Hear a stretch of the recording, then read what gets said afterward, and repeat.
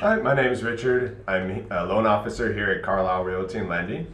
We're here today to talk about student loans. I believe a lot of us have student loans, and I would love to talk about how it affects the loan process.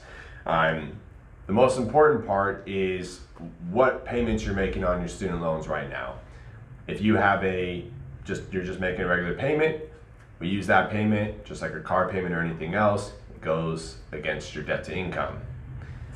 Some helpful things that can bring that payment lower would be if you are in an income-driven repayment plan with your student loans. We can actually use that number, no matter what it is, and use that as your debt to income, no matter how large your student loans are. If you have a monthly payment you're making based off of an income, we can use that. Even if it's zero, which is something that's a common misconception. If you're on an income repayment plan that has a zero monthly payment, we can use zero as your liability for a loan, no matter how big your balance is. Now, there's a big difference between income repayment and your loan being in forbearance or deferment.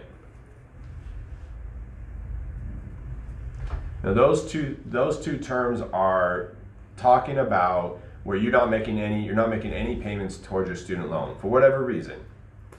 But if you're looking to purchase a home and you're in one of those payment plans with your student loan, we have to use 1% of your total balance of your student loans against your debt to income.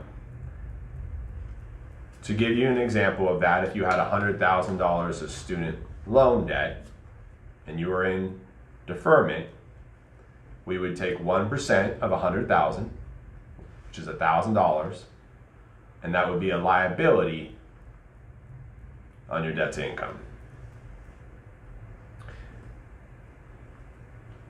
The one exception to that is that Freddie Mac, one of the loans that loan investors that we can do, will use 0.5%, so it brings it a little lower.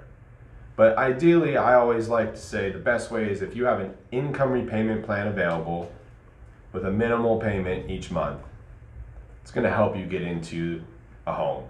And it's key to know that that income repayment plan that you're on, that monthly payment, is what we are basing your debt to income off of, not the entire balance of your student loans. Because I know a lot of us out there have some pretty good balances from all our years in school. I hope this helps.